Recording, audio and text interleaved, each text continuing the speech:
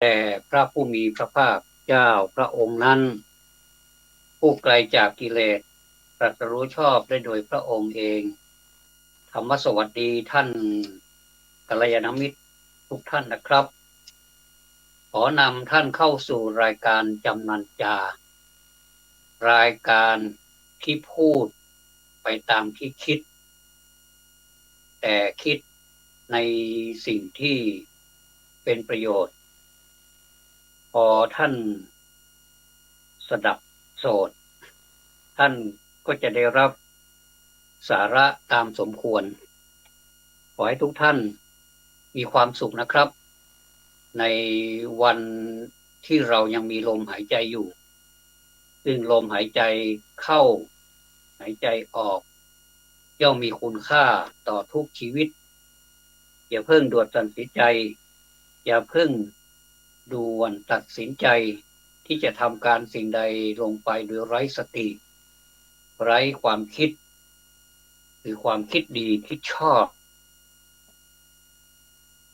เป็นสัมมาทิฏฐินะครับการคิดดีคิดชอบเรียกว่า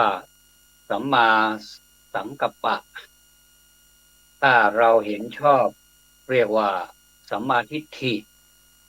สิ่งเหล่านี้ต้องใช้เป็นประจำไม่ใช่ว่าเราพูดแล้วผ่านเลยไปขอให้ทุกท่านที่เป็นนักฟังธรรมนักปฏิบัติธรรมทั้งหลายมีสัมมาทิฏฐิเป็นต้นสัมมาสมาธิเป็นที่สุด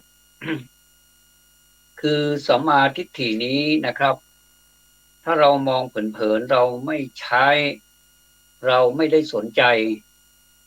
เรื่องของความเห็นที่ถูกต้องเราก็จะสเปะสปะเอาใจตนเองเป็นที่ตั้งสิ่งเหล่านี้ทำให้ตัวเราเองเดือดร้อนบางทีเส้นผมบางภูเขานะครับตัวเราเองเดือดร้อนแล้วยังพาให้สังคมเดือดร้อนสังคมเล็กๆสังคมน่ารักสังคมในครอบครัวเล็กๆก็มีความหมายแม้จะเล็กน้อยแต่ก็มีความหมายอันยิ่งใหญ่ชีวิตแต่ละชีวิตก็มีความหมายอันยิ่งใหญ่ดังนั้นสัมมาทิฏฐินี้จึงเป็นไรวิวคือเป็นปัญญานะครับเป็นปัญญาคิดเมื่อคิดได้แล้วนะครับก็สัมมาทิฏฐินี้ก็ส่งต่อไปให้สัมมาสังกัปปะคือ right thought นะครับคือปัญญามาเป็นปัญญาเหมือนกันเรียกว่าสัมมาสังกัปปะก็คือคิดดีเมื่ออันแรกนั้นก็คือสัมมาทิฏฐิก็คือเห็นชอบก็คือเห็นดีเห็นดีเห็นงามเห็นดีเห็นงามในที่นี้ไม่ได้เห็นดีเห็นงามไปทุกเรื่องที่มันผิดก็เห็นงามไปด้วยเห็นดีไปด้วยไม่ใช่นะครับเห็นดีเห็นงามหมายถึงต้องถูกต้องครองธรรมด้วยไม่ใช่ไม่ถูกต้องครองธรรมและถูกใจอันนี้ไม่ชื่อว่าเป็นเห็นดีเห็นงามเป็นดีเห็นดีเห็นงามไม่มีปัญญานะครับต่อมาก็เป็น right speech right speech นะครับอันนี้เป็นศีลละเป็นศีลเพราะว่าเป็นวาจาที่พูดออกมาเรียกว่าวาจาชอบนะครับข้อที่สี่แอคชั่นอันนี้ก็เป็นศีลก็คือการกระทำเป็นสัมมากัมมันโตนะครับคือการกระทำให้เป็นกระทำชอบกระทำสิ่งใดก็ให้อยู่ในกรอบนั่นเองนะครับ right livelihood นะครับ right livelihood อันนี้เป็นอาชีพนี่ในปัจจุบันนี้มีอันตรายเหลือเกินเพราะว่าอาชีพนี้มักจะเป็นอาชีพที่ล่อลวงหลอกลวงกันเป็นอันมากนะครับเป็นไปทั่วทุกหัวระแหงไม่ว่าจะเป็นการเอาธนบัตรไปล่อกับเอาการเอาธนบัตรไปล่อถ้าเราไปจอดรถเราคิดว่าที่จอดของเรานั้นปลอดภัยแล้วทุกคนเห็นเป็นรถเป็น ที่ที่เป็นสาธารณะนะครับเราก็จอดที่โล่งๆที่คนผ่านไปผ่านมา คนเห็นได้ว่าใครจะมาโจรกรรมหรือมาทำอะไรกับรถเราเนี่ยก็จะเห็นอย่างนี้ก็ยังไม่ปลอดภัยอยู่ดีนะครับก็จะมีมิจฉ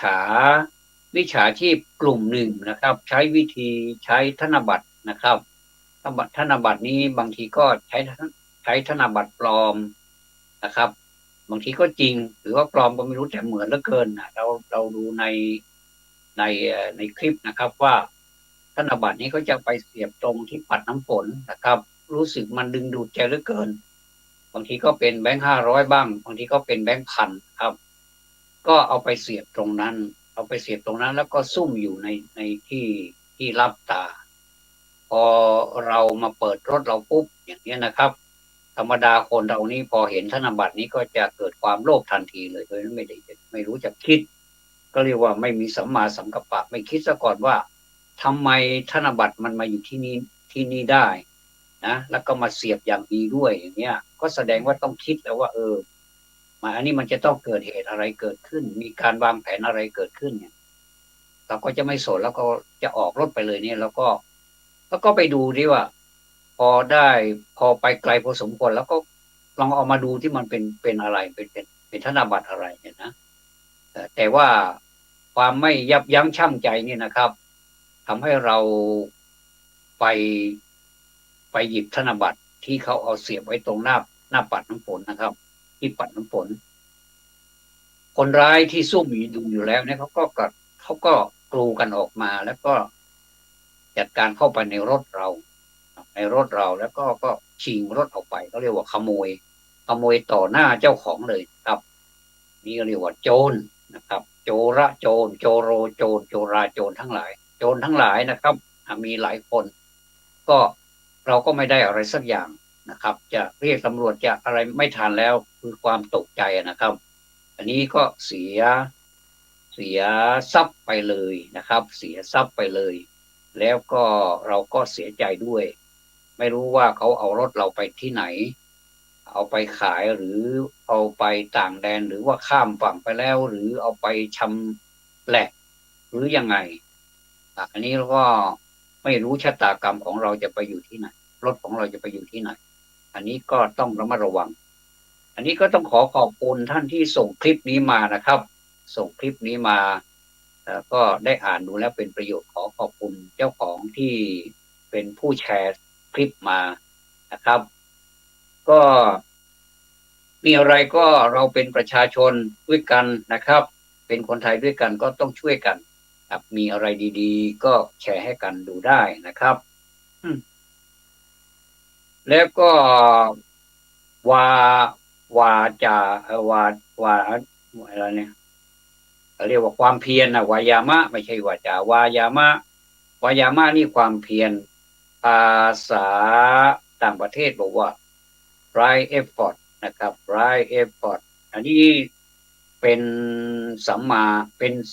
ป็นสมาธินะครับอยู่ในสมาธิในหมวดเขาจะจัดเป็นหมวดปัญญาหมวดศีลหมวดสมาธิก็คือถ้าเราไล่เรียงแล้วก็จะเป็นก็ไล่เรียงแล้วก็จะเป็นศีลสมาธิปัญญานั่นเองนะครับแต่นี่เนื่องจากว่าเป็นไปตามข้อนะครับข้อที่1ข้อที่2ไปถึงข้อที่8ก็คือมรรคมีองค์8นั่นเองนะครับก็จะไม่มีการเรียงแต่ว่าถ้าเรามาเรียงแล้วก็คือศีลสมาธิปัญญานะครับก็เป็นสัมมาสมาธินะครับสัมมาความเพียรชอบไม่ใช่สัมมาสมาธิความเพียรชอบเป็นสัมมาวายามะนะครับขออภัยแล้วก็ข้อที่7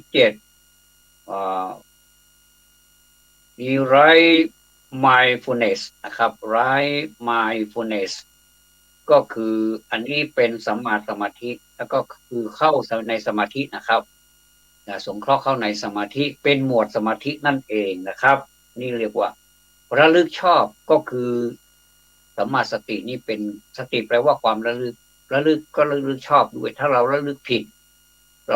แล้วก็ตามใจเราแสดงว่าเราอยู่ในอานัตหรือว่าการบังคับบัญชาของกิเลสคือคิดชอบคิด ไม่ใช่ระลึกชอบก็คือระลึกผิดก็คือเป็นมิจฉานะครับมิจฉาสตินะครับมิจฉาสติก็คือมีสติที่ไม่ดีมีเหมือนกันคนเรานี่มีสตินะครับบางทีเราเอามาถกเถียงกันเรื่องสติก็บอกว่า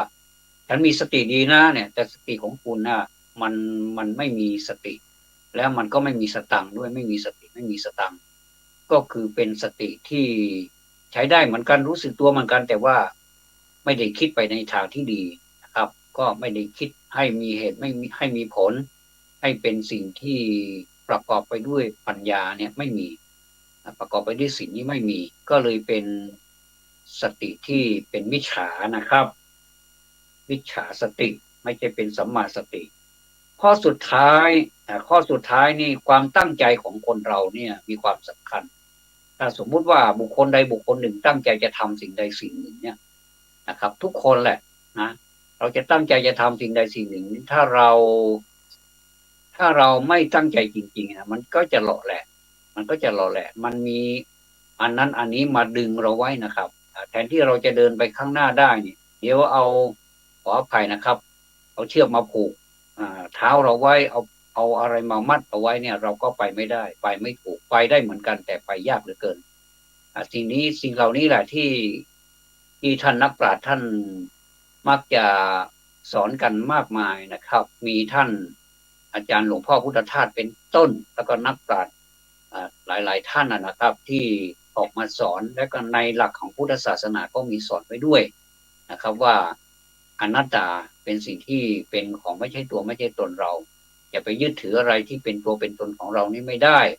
ไม่ว่าตัวของเราไม่ว่าจิตใจอะไรก็เป็นเป็นของเรื่องของความไม่เที่ยงเป็นทุกข์แล้วเป็นอนัตตากันทั้งนั้นนะครับถ้าเราปล่อยตัวเป็นอิสระเราไม่อยู่ในอนัตใครแต่ก็ไม่ถึงกับว่าไม่ฟังใครนะครับมันคนละเรื่องเราจะต้องใช้ปัญญาคิดให้ดีนะครับว่าเรื่องนี้มันเป็นอย่างนี้เรื่องนี้มันเป็นอย่างนี้ไม่ใช่ว่าจะเอามาพัวพันเป็นอีลุงตุงดังอิเล็กเคขะกันไปหมดเลยอันนี้มันก็ไม่ถูกเหมือนกันนะครับสังคมนี้ความจริงเป็นสังคมที่น่ารักมากเลยท่านผู้ฟังผมว่านะเป็นสังคมที่น่ารักมากนะเพราะว่าทันทีที่เรามีจิตบริสุทธิ์เวลาเราพูดเนี่ยเราสังเกตดูนะครับถ้าจิตเราสบายถ้าจิตเราเป็นสมาธิถ้าจิตเราเป็นธรรมถ้าจิตเราไม่มีอคติถ้าตัวเราเป็นผู้ประกอบไปด้วยธรรมะนะครับธรรมะนี่มีหลายประเภทเหมือนกันแล้วแต่ว่าเราจะไปใช้ในขณะไหนก็มีธรรมะแก้ไขได้ทั้งนั้นเลยครับสมมุติว่าเราท้อแท้ใจเราก็อยากจะให้มีกำลังใจที่ดีที่สุดคือการให้กำลังใจไม่ใช่ให้เงินให้ทองหรือว่าทรัพย์สินของบางทีให้ทรัพย์สินของก็เป็นกำลังใจชนิดหนึ่งแต่ว่าถ้าเราไม่มีล่ะทำไงดีเราก็พูดเป็นกำลังใจกันทำให้ดูพูดกันให้เข้าใจแล้วก็พูดความจริงให้กันรู้ว่าความจริงเป็นอย่างนี้นะต้องยอมรับผิดพลาดไปแล้วก็บอกว่าผิดพลาดไปแล้วต่อไปนี้จะตั้งใจและขอบคุณคนที่มาเตือนเหมือนดังที่เขาชี้ขุมทรัพย์ให้ถึงแม้ว่าขุมทรัพย์นั้นมันจะอยู่ไกลมันจะอยู่ลึกมันจะไปยากลำบากอย่างไรแต่ถ้าเราจะไปเอาทรัพย์มันก็ต้องไปตามลายแทงไปตามลำดับแล้วในที่สุดมันก็ไปเจอขุมทรัพย์อันมีค่ามีเป็นของมีค่าแล้วก็มันคุ้มกับเวลาที่เราลงทุนไปแต่ถ้าเราสเปสปะเราไม่มีลายแทงเราไม่มีขั้นไม่มีตอนคือปล่อยจิตไปตามอารมณ์ถ้าเป็นอิทธารมมาก็ดีใจอิทธารมก็คืออารมณ์ที่ชอบไงอารมณ์ที่ชอบอารมณ์ที่แบบเก็ตนะครับคือมี feeling กับอารมณ์ที่ตนเองชอบคนอื่นจะมาหักห้ามหรือจะมาให้เหตุผลอะไรนี่ไม่รู้จักคำว่าเหตุผลไม่รู้จักบางทีก็อยู่เหนือเหตุผลนะครับความรักความชังนี้บางทีมันเป็นส่วนใหญ่ที่อยู่เหนือเหตุผลอันนี้คนจะมาทะเลาะกันก็เพราะเหตุนี้แหละว่าตัวเองมีความรักความชังก็แค่นั้นไม่ต้องมีเหตุไม่ต้องมีผลไม่ต้องมีอะไรทั้งนั้นอันนี้แสดงว่าเป็นชาวพุทธเปล่า ไม่ได้มีอะไรเป็นเกาะกำบังไม่มีอะไรเป็นเครื่องชโลมใจให้เย็นให้สบายเหมือนกับเราอาบน้ำการอาบน้ำนี้น้ำก็คือเครื่องมือในการทำความสะอาดร่างกายของเราน้ำเป็นสิ่งที่เราบริโภคไปรวมไปถึงน้ำที่อีกชนิดหนึ่งซึ่งไม่ใช่เป็นน้ำที่เป็นรูปธรรมแต่เป็นน้ำที่เป็นนามธรรมก็คือน้ำใจน้ำใจคนนี้ถ้าเหือดแห้งไปนะครับแม้จะมีน้ำอุดมสมบูรณ์มีบ้านใหญ่โตมโหฬารแค่ไหนก็ตามแต่ถ้าขาดน้ำนี่แหละน้ำใจนี่แหละก็คุณก็ไม่มีเพื่อนไม่มีเพื่อนคบมีเหมือนกันแต่ก็จะคบคุณในฐานะที่คุณเป็นผู้ร่ำรวยถ้าหากว่าคุณยากจนมาเมื่อไหร่แล้วก็พวกนั้นก็หายกันไปหมดเลยไม่ใช่เป็นกัลยาณมิตรแล้วนะครับอันนี้ก็ต้องขอฝากไว้ด้วยนะครับเนี่ยคือสุดท้ายนี่แหละคือ right concentration con concentration นะครับ right concentration ก็คืออันนี้เป็นสมาธินะครับ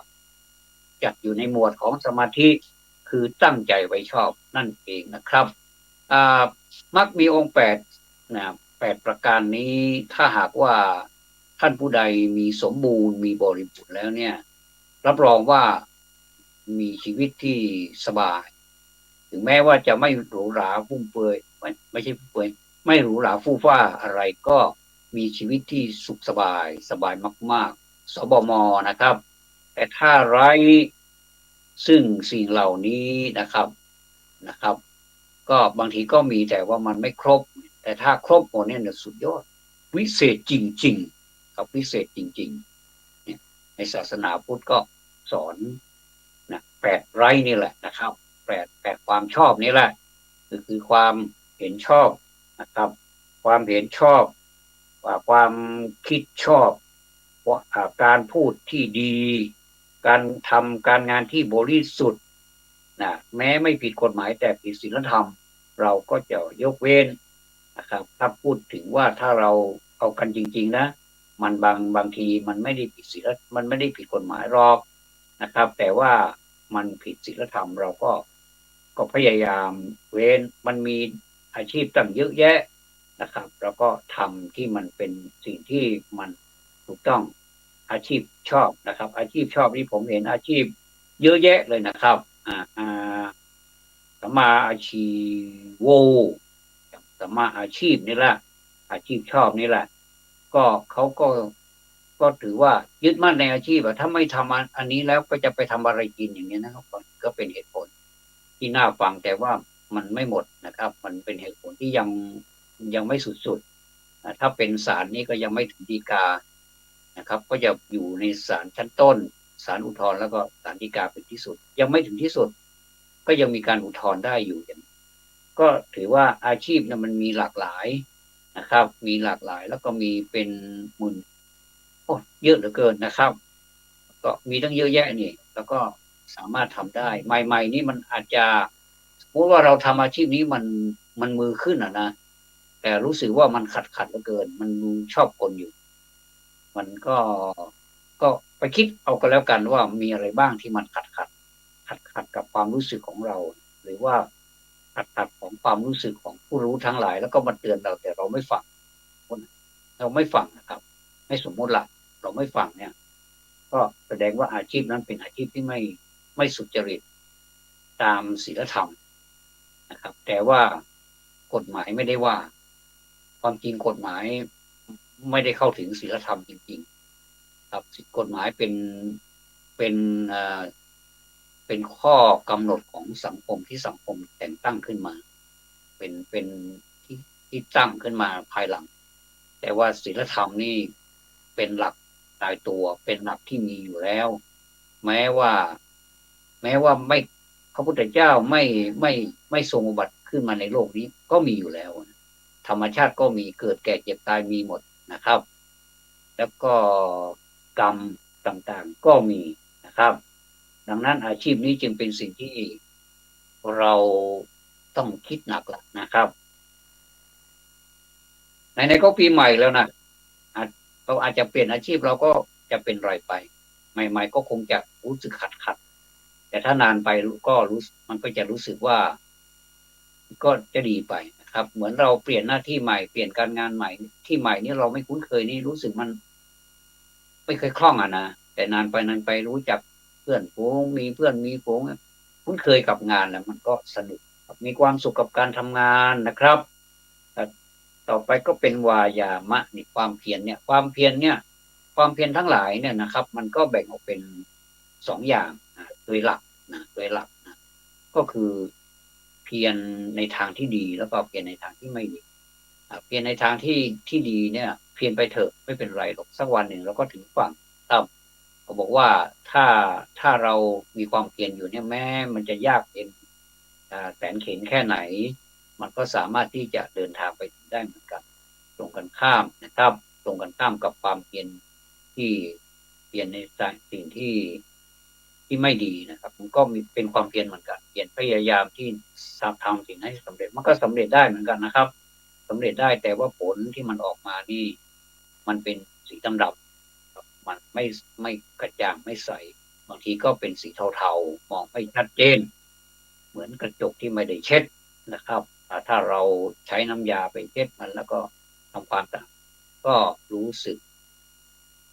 กระจ่างใสแวววาวขึ้นมาใบหน้าเราถ้ามันสกปรกเราไปล้างแล้วก็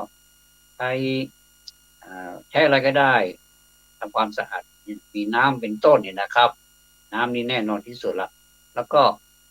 ทำความสะอาดมันก็สะอาดแล้วเราจะใช้อะไรรองพื้นมีครีมมีอะไรรองพื้นก็ว่ากันไปครับอันนี้ท่านผู้รักสวยรักงามทั้งหลายรู้ดีนะครับว่าการดูแลหน้านี้เป็นยังไงให้ดูหน้านี้กระจ่างใสเนี่ยมากมายเหลือเกินก็แล้วแต่ครับตามสบายเลยนะครับอันนี้เรียกว่าความพยายามทีนี้ถ้าเราระลึกนี่ก็ระลึกทั้งระลึกดีแล้วก็ระลึกไม่ดีครับระลึกดีก็อย่างที่ว่ามาแล้วนะครับ ก็จะเป็นประโยชน์โสติผลต่อผู้ที่ระลึกคิดได้ระลึกได้นะครับเรามันเกินไปแล้วอย่างเงี้ยนะแล้วก็เรายังมีชีวิตอยู่นี่นาแล้วก็ดึงสติกลับมาสติมาปัญญาเกิดสติเตลิดไม่เกิดปัญญาแล้วก็ไม่เกิดปัญญาแล้วก็จะเกิดปัญหาที่เราก็สามารถที่จะปรับตัวปรับใจของเราได้ครับมีคอร์สนะครับมีคอร์สที่เป็นสำนักที่สอนให้คนเราได้ผู้ชำนาญนะครับก็ดีนะครับผมว่าก็ดีแต่ว่าถ้าเราสอนตัวเองได้เนี่ยมันสุดพิเศษจริงๆเพราะเรามีหลักอยู่แล้วแต่ว่าหลักเนี่ยเขารอเราอยู่แล้วแต่ว่าเราไม่ไปคว้าไม่ไปศึกษาอย่างนี้ก็จะไปโทษใครก็ไม่ได้ก็ต้องโทษที่ตัวเราท่านไม่มีเวลาจะไปเข้าคอร์สไม่มีเวลาไปปฏิบัติธรรมมีโครงการอะไรต่างๆเนี่ยก็สามารถที่จะทำเองได้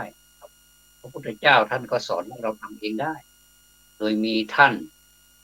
มีพระธรรมมีพระสงฆ์เป็นหลักอยู่พุทธังธัมมังสังฆังทุกเวลานะครับที่เราอยากจะปฏิบัติธรรมะนี้ต้องไม่ต้องมีวันเวลาไม่ต้องข้างคืนข้างแรมไม่ต้องมีวันจันทร์ถึงวันอาทิตย์ไม่ต้องนะครับมีทุกเวลาเราจะมีปัญหาก็ใช้ไม่มีปัญหาก็ใช้มันไม่มีปัญหาอะไรนี่ยิ่งปฏิบัติธรรมะได้สบายมากเลยนะครับยิ่งปฏิบัติธรรมะได้สบายเพราะว่าการปฏิบัติธรรมะเนี่ยมันมีทุกเวลามันไม่มีการเวลาเป็นอากาลิโกนั่นเองนะครับเนี่ยระลึกนะทีนี้มาถึงตั้งใจเนี่ยตั้งใจนี้เราตั้งใจยังไงตั้งใจจะเป็นคนดีไหมวันเด็กนี้เด็กตั้งใจไหมคำขวัญก็อย่างนั้นแหละนะครับถ้าตอนสมัยผมเป็นเด็กนะครับตอนสมัยผมเป็นเด็กก็ได้ยินคำขวัญจากผู้ใหญ่ก็ขอบคุณนะครับก็เป็นการเตือนแต่เราไม่ค่อยรู้เรื่องอะไรหรอกเป็นเด็กนะครับเอาแต่กิน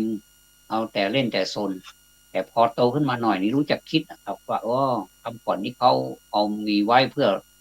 ให้เรามีสตินั่นเองนะครับมันเป็นอย่างนั้นก็ ตั้งใจทำจริงๆนะครับผมก็ตั้งใจก็ไม่รู้จะทำยังไงนะครับก็ปัญญามีแค่นี้ก็ตั้งใจที่จะสื่อสารให้ท่านหากท่านได้รับความสุขจากการฟังนี้แล้วเนี่ยครับ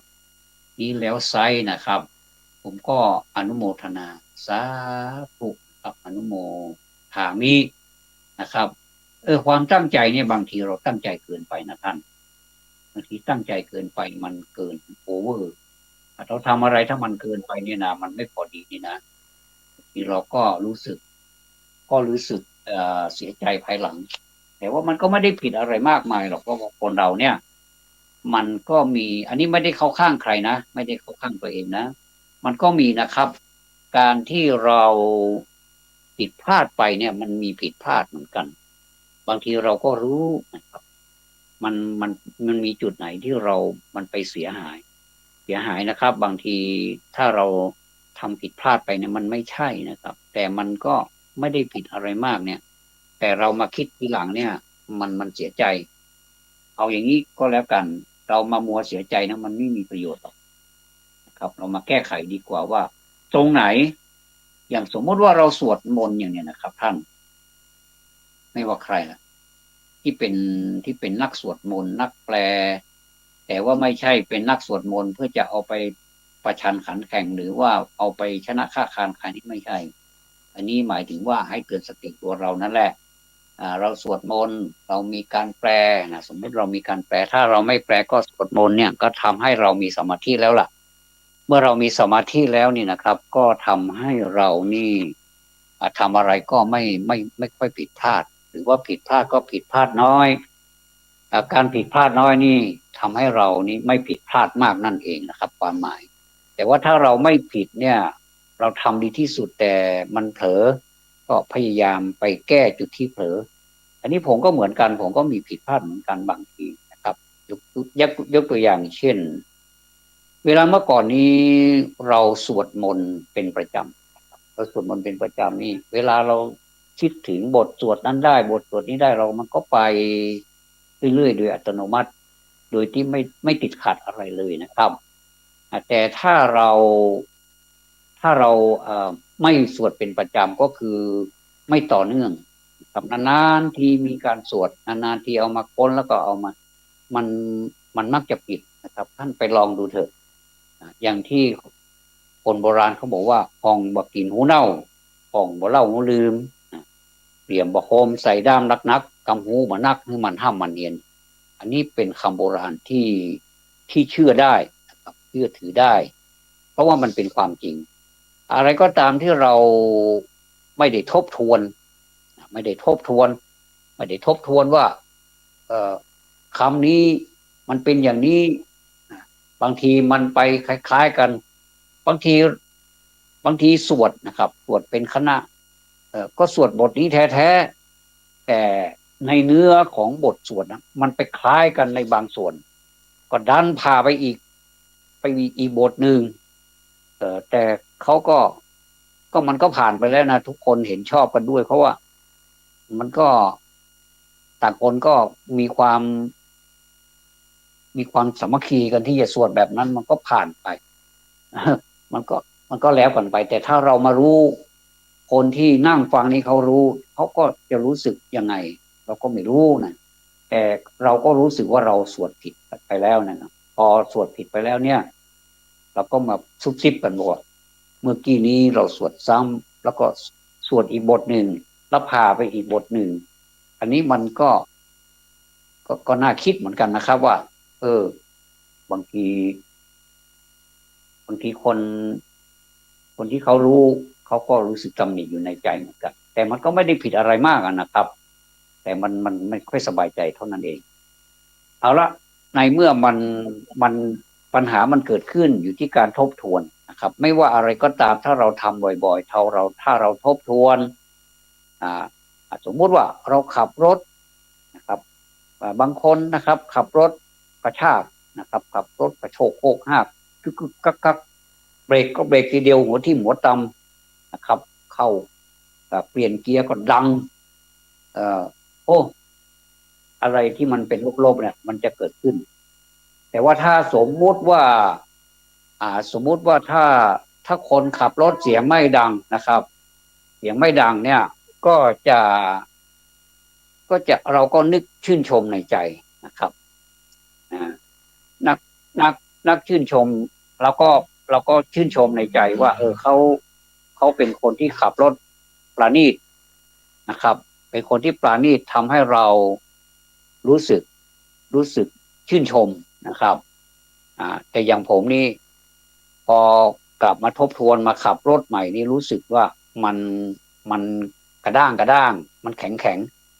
ทั้งนี้ทั้งนั้นเพราะเราเรือเวทีมานานเราไม่ได้ขับรถนานแต่ตอนนี้ก็เริ่มเข้าสู่โหมดเดิมนะครับเข้าสู่โหมดเดิมก็คือพยายามไม่ให้รถกระชากเวลาเบรกก็เบรกแบบ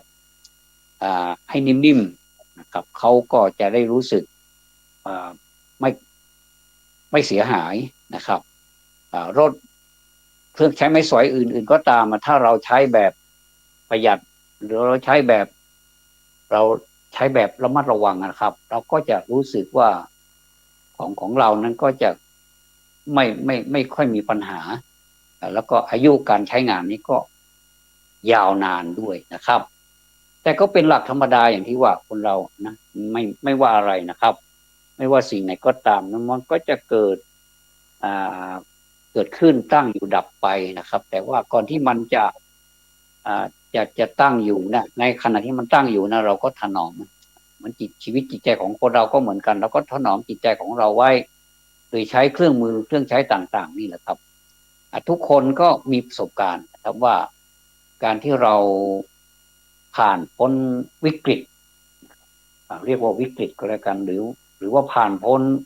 หายใจไม่ได้ทุกวันนี่หายใจเข้าหายใจออกเนี่ยนะหายใจออกอย่างนี้หายใจเข้าอย่างนี้นะครับก็เราก็ผ่านมาได้นี่ก็รู้สึกภูมิใจมากเลยนะครับเพราะฉะนั้นนี่ไม่ว่าเครื่องใช้ไม้สอยภายใน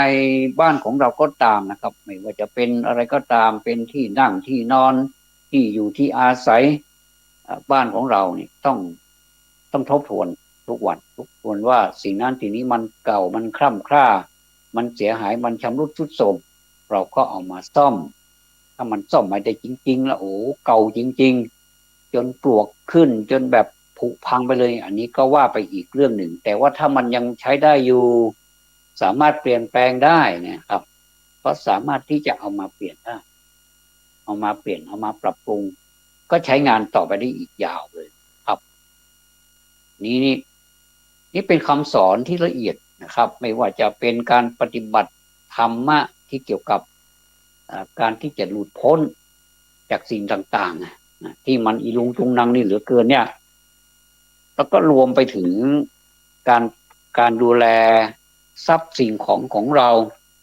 ที่เราใช้สอยทุกวันนี้อย่างที่ว่ามาบ้านช่องต่างๆเครื่องใช้ไม้สอยต่างๆถ้วยโถโอชามห้องโน้ห้องน้ำบ้านเรือนต้องเก็บกวาดสะอาดดูแล้วสบายตานะครับแล้วก็สบายใจทำให้การสบายตาของเราเนี่ย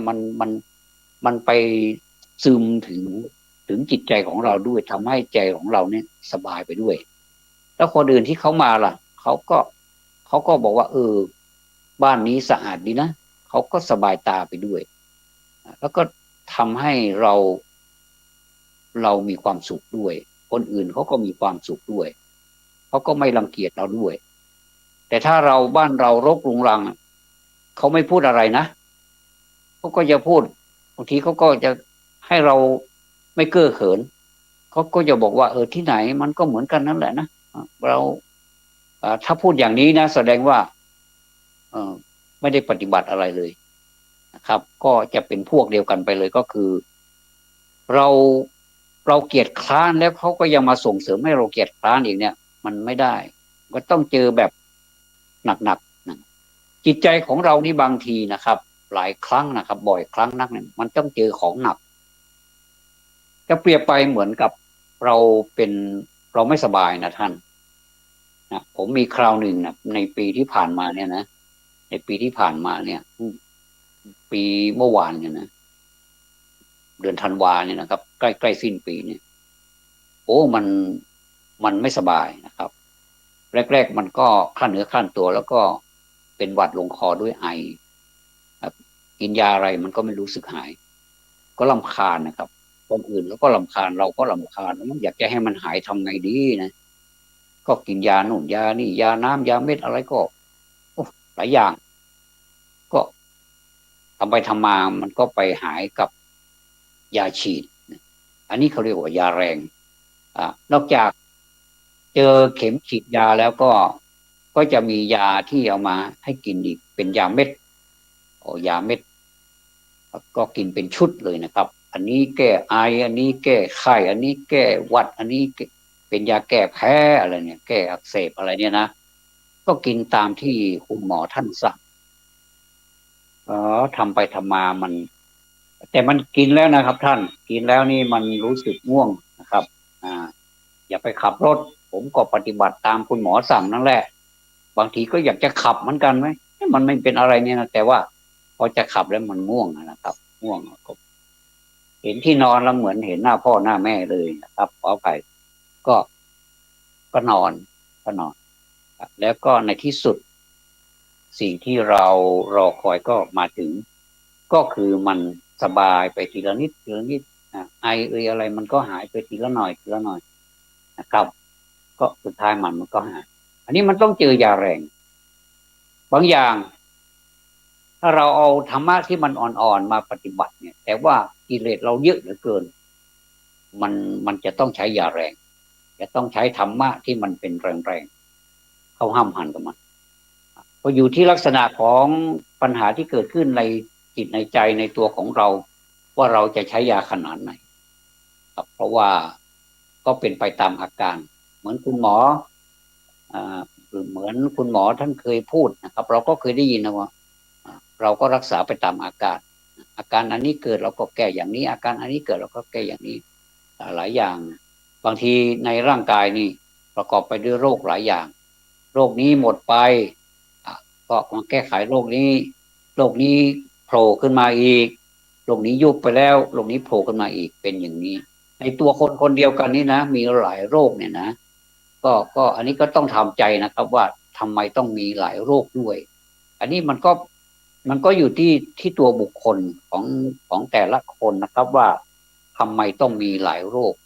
ครับทำไมไม่ลาออกบ้างลาออกสักบ้างอย่าเป็นเลยไม่ได้เงินเดือนเงินดาวก็ไม่ได้เงินเดือนก็ไม่ได้นะครับก็อย่าไปเป็นเลยนะอันนี้เขาพูดเล่นกันนะครับแต่ถ้าพวกเราลาออกได้นี่เราจะลากันเป็นแถวเลยนะครับแล้วก็คนที่เซ็นนี่คงจะมือหงิกแน่ๆเลยนะครับเพราะว่ามีแต่คนออกมาลาลาลาโรคนะครับอันนี้ในเมื่อโรคนี้มันเกิดขึ้นเนี่ยคุณหมอกันท่านก็วินิจฉัยผมไปโรงพยาบาลเนี่ยพูดถึงโรงพยาบาลเมื่อวันจันทร์ที่ผ่านมานี่นะครับมันก็เป็นต้นปีด้วยนะครับแล้วก็ระบบของการจัดการต่างๆของโรงพยาบาลเขาก็มีการจัดระบบเนื่องจากอยากจะให้มันดีขึ้นบริการผู้ใช้บริการคือประชาชนเจ้าของโรงพยาบาลเนี่ยนะครับท่านทั้งหลายครับประชาชนคือเจ้าของโรงพยาบาลนะเพราะฉะนั้นท่านไปแล้วอะไรก็ตามที่มันเป็นสิ่งที่ช่วยถนอมสิ่งของเครื่องใช้ต่างๆในโรงพยาบาลนี้เราต้องช่วยกันดูแลนะครับเพราะว่าเราเป็นเจ้าของไม่ให้เป็นเจ้าของได้ยังไงนะครับเพราะว่าทุกวันนี้คนที่มีความรับผิดชอบร่วมกันก็คือประชาชนทุกสิ่งทุกอย่างในประเทศนี้เป็นของประชาชนทั้งนั้นเลยนะครับแล้วก็โดยมีเจ้าหน้าที่เป็นผู้ดูแลแต่ทั้งนี้ทั้งนั้นผมก็ไม่ได้ไปปลุกให้ท่านไปรังเกียจเจ้าหน้าที่ไม่ใช่นะครับแต่ว่าผมอยากจะให้พวกเรานี้ดูแลบางทีผมไปดูสถานที่หรือว่าของใช้ไม้สอยในสิ่งที่เป็นสาธารณะเนี่ยสาธารณะครับบางทีมันก็สกปรกทำให้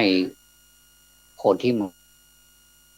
ใช้คนต่อไปเนี่ยรู้สึกไม่ค่อยสบายใจเราก็ช่วยกันดูแลไม่ว่าอะไรก็ช่วยกันดูแลไม่ว่าจะเป็นลิฟต์ไปดูลิฟต์นะครับก็แปลกดีเหมือนกันนะก็ลิฟต์กดทีเดียวมันก็พอแล้วนะครับ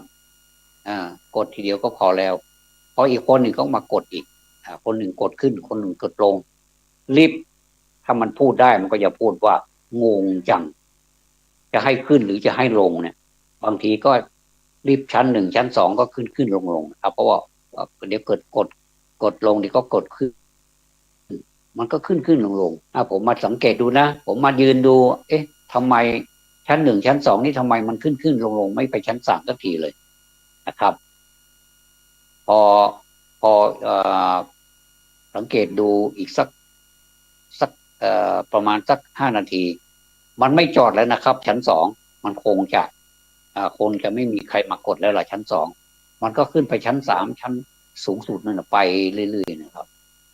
อย่างนี้มันก็มีอันนี้นี่แสดงว่าเราบางทีเราก็ใจร้อนเกินไปแล้วก็ใช้โดยที่ว่าไม่ได้มีผู้มาแนะนำนะครับ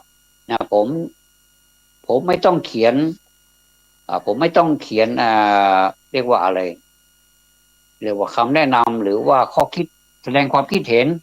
เขาจะมีตู้แสดงความคิดเห็นอยู่นะครับผมว่าก็แสดงความคิดเห็นตรงนี้ส่วนหนึ่งนะครับเดี๋ยว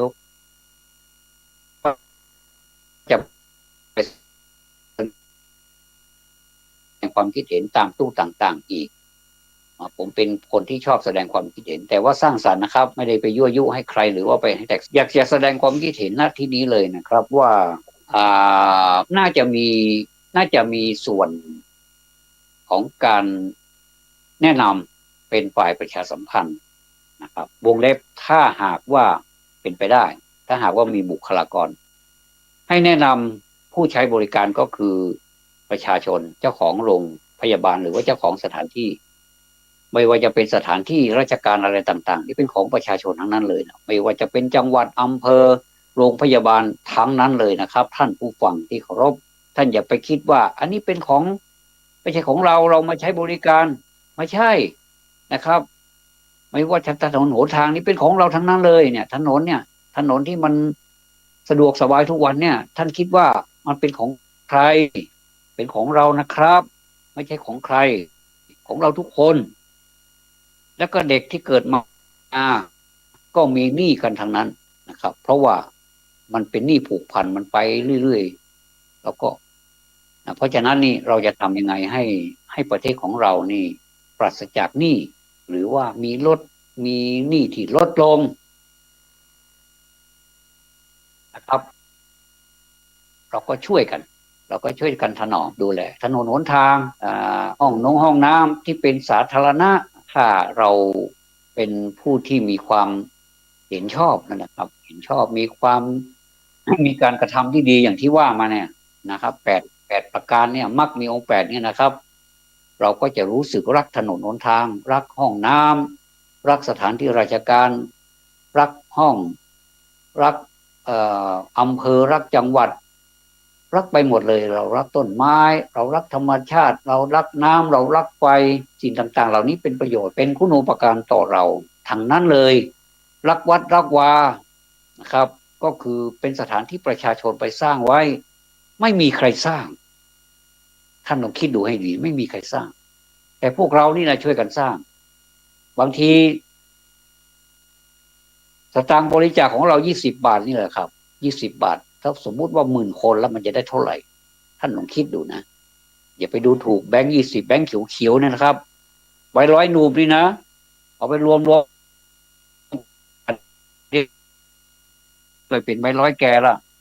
ใบ 100แก่สีแดงกว่าเรื่องเนี่ยกระเดียวใบ 100แก่สีแดงเนี่ยจะกลายเป็นสีม่วงละนี่ก็จะเป็นกลายเป็นสีน้ำตาลละท่านคิดดูดีๆนะครับอย่าไปดูถูกดูหมิ่นเงินน้อยนะครับอย่าไปดูหมิ่นเงินน้อยอย่าคอยวาสนาอย่านอนตื่นสายอย่าอายทำกินอย่าหมิ่นเงินน้อยอย่าคอยวาสนาอันนี้ผมเชื่อมั่นจริงๆว่าถ้าเราไปดูหมิ่นเงินน้อยไปคอยวาสนา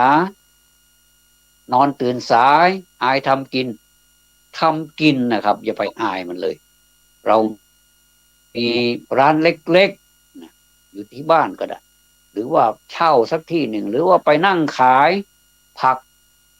ขายอะไรก็ได้ที่ตามตลาดเช้าตลาดเย็น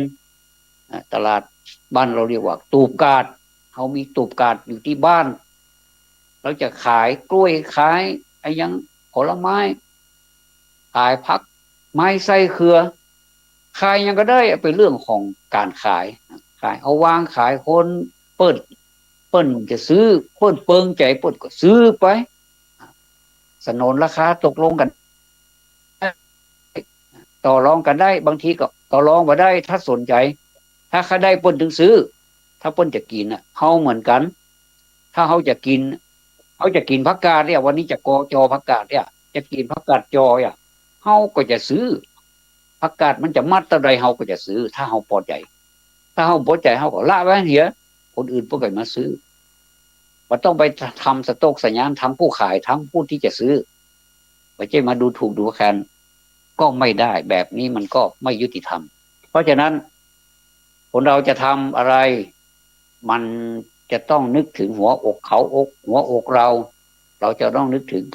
ผื่อคนอื่นบ้างว่าเขาจะเจ็บช้ำน้ำใจไหมเวลาพูดนี้ไปแล้วเขาจะเจ็บช้ำน้ำใจไหมไม่ใช่ว่าพูดก็พูดไปเลย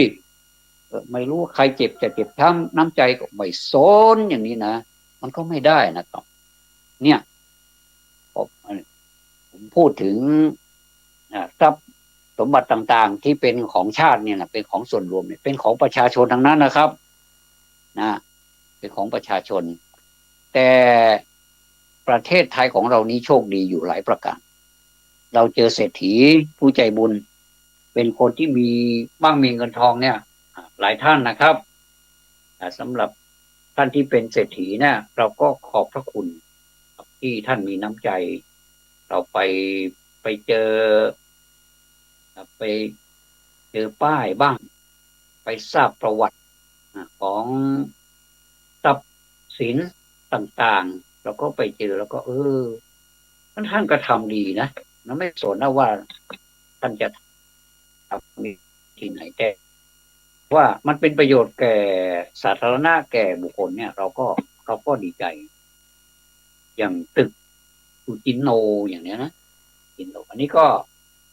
หลวงปู่แหวนนะหลวงปู่แหวนก็เป็นผู้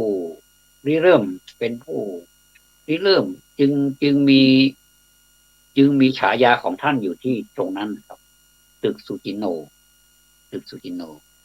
ไม่ว่าอะไรก็ตามมาที่มันปรากฏ